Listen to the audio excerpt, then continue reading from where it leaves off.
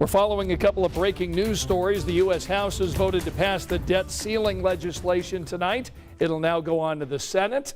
And Zach Edey returning to Purdue. Boiler Nation, pretty excited. Welcome inside the comfy confines of the Channel 13 studios.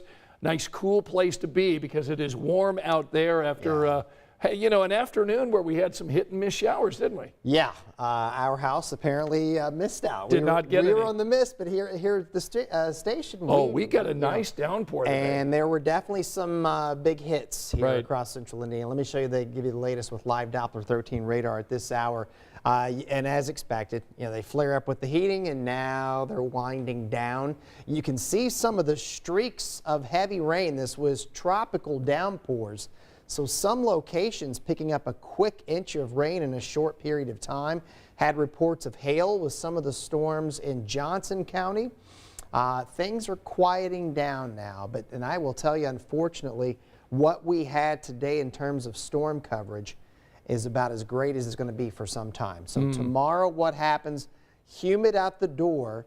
We're going to have an east wind blowing in, and that will push the coverage, I think, farther west, near the Illinois-Indiana border, maybe even farther west of that. So the odds that you're going to see rain tomorrow drop from the 30-40% today to about 10-20% chance. We're pushing 90 for a high tomorrow.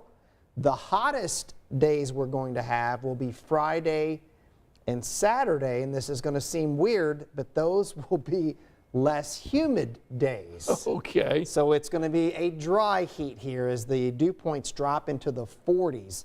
But dry air heats up more efficiently than humid air. So there you go for Friday. There you go for Saturday. Wow. Trends next week still showing that we should cool down a bit. But yeah, we're going to turn up the temperatures here. And it's just going to be some summertime weather for us. But again, less humid air. Yeah, and 1st of June is tomorrow. We just didn't get much rain at all in May, did we? Well, we didn't, and the airport picked up officially 35/100ths of an inch.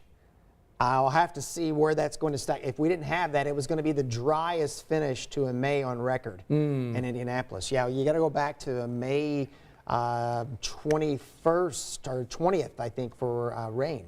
Okay. Indianapolis. Yeah, it's been pretty dry in May. For sure. It's going to be hot in June. We're going to talk to, we're going to keep Sean here because we know he's a soccer fan, and there's so much excitement about what is happening with the Indy 11 soccer team here in Indianapolis. They've got a new stadium a new pitch, I guess. New pitch. They're starting to build that's going to be complete here in 2025. And our Lauren Kostick was out for today's groundbreaking. That massive project is going to go here, the new home for Indy 11. And leaders say that this will be much more than just a soccer stadium. On Tuesday, leaders breaking ground and marking another milestone for the $1 billion project. Bidding farewell to the respected diamond chain building and opening door to the new possibilities that will emerge from here on the site. The site, dubbed as 11 Park, will sit between West Street, Kentucky Avenue, and the White River. It will offer apartments, restaurants, hotel, and a 20,000-seat stadium. This really puts us on the global map and on the pathway to greatness in terms of the most popular sport in the world. And this new district is years in the making, and it will also give a permanent home to Indy 11. I think it just generates a whole nother level of excitement, and guys are going to be fired up for sure. Also hoping the fans will too. They're already one of the best fans, in the country, so I think I can only imagine what it's going to be like in 2025. And being bordered by other venues, city leaders say this new district will attract more tournaments and events, a package deal other cities can't replicate. Cities all across the country are looking at Indianapolis as kind of a benchmark of an event city, and we want to continue to be on the cutting edge to that. As crews move in, a new vision for soccer in Indiana and a once industrial area of downtown. What we feel today is like that massive pin in the map, and now we get to press forward a little bit further. And construction is expected to wrap up in 2 years with the projected opening in summer 2025. In Indianapolis, Lauren Kostick, 13 News. Okay, so you can sense the excitement in the people that are interviewed in that story by Lauren, talking about putting Indianapolis on the world map. You know, when you got the governor out there talking about this. Look, you followed the 11 for a long time. What do you think this potentially means for the city? Well, I know what the owner wants. You know, I think the owner is certainly shooting for MLS. Okay. You know, but as the governor said, from a global standpoint, I mean, I think this may put us in play for some World Cup qualifying matches, some international matches here, and then when you look at the renderings. You know, also, even if it's not soccer season and you're a Colts fan, you know, they're going to be pretty close. So you can walk over there, you know, before the game. So I think there's a lot of, this thing ties in, man. Okay, so. And it's a big stadium, by the way, 20,000 seat stadium. And there's a reason for that number. Well, for MLS, that's their minimum requirement. Is 20,000. 20,000. Okay, so now for people that don't follow soccer, MLS compared to where the Indy 11 currently are, and it's kind of just, you know, it basically would be like the AAA of baseball, if you will. So, MLS. Well, no, MLS is above where we are. I see. Or Indy 11 is now. Got it. So it's interesting. I grew up in Louisville, Kentucky, and they are now a huge soccer city. Okay. They support a men's and women's professional teams down there. Right. Something that I just, growing up, you know, I didn't never envision that they would have a soccer-only stadium there. So I guess what I'm trying to say is that it's taken a long time.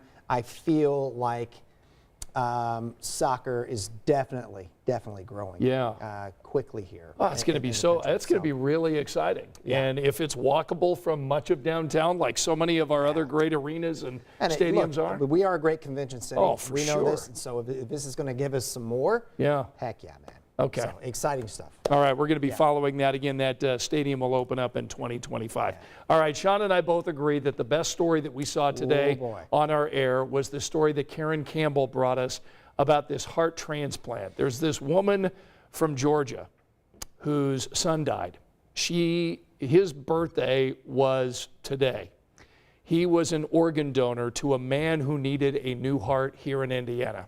She drove all the way from Georgia to be here to hear her son's heart beating inside of this man in Indiana. It is an emotional story, and here it is from our Karen Campbell.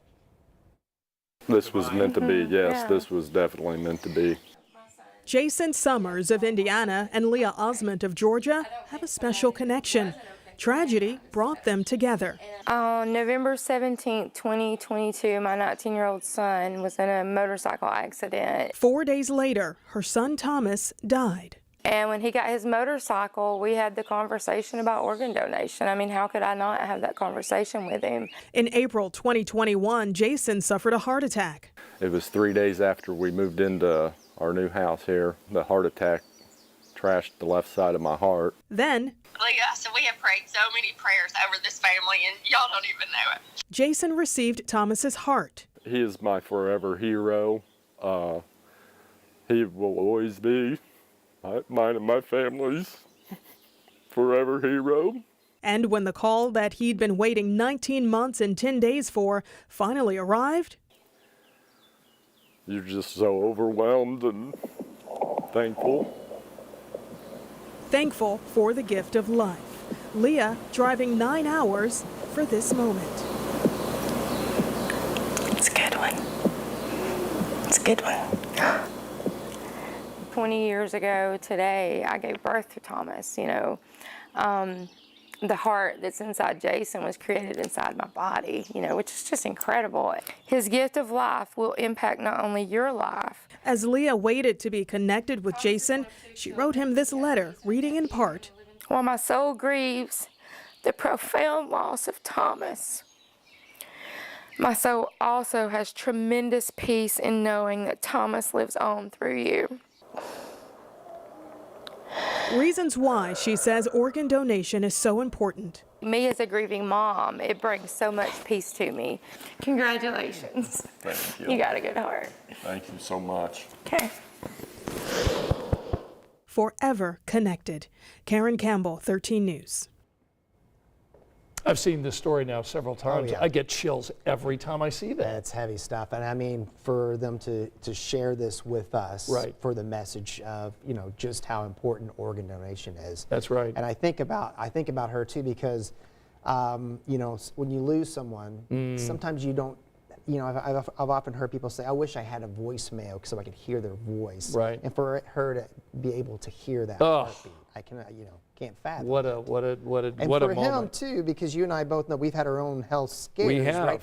So he's been given this glorious second chance. So Yeah. just a beautiful story. Yeah, just great for both of these families. And I think the takeaway that we want to share with you is have these conversations about organ donation with the loved ones in your life. Make sure that you know what your loved ones' desires are after they're gone, and make sure that you let somebody know about what you want done. And if you're becoming an organ donor, you have the chance to give life to somebody else. Just what a beautiful thing that is. And that's exactly what it's about, my Yeah. friend. So, all right. So in case you missed Sean's forecast at the beginning of the day, June is going to start out pretty warm, isn't it? Yeah, it is. We're going to be close to 90 in the afternoon. It's the kind of the humid heat tomorrow, and then as we move forward into the weekend, it becomes a dry heat, and it'll get a little hotter here. Yeah. Before you go, is Zach Edey returning to Purdue? What are your thoughts about that, him coming back? Yeah, well, I know my wife, she's a Purdue grad. She's fan. extremely happy. Look, unfinished business. That's right. Probably making some nice NIL change, I would hope. The name, image, But- likeness money that he can make at Purdue, right? But he probably doesn't want to go out like that. Yeah.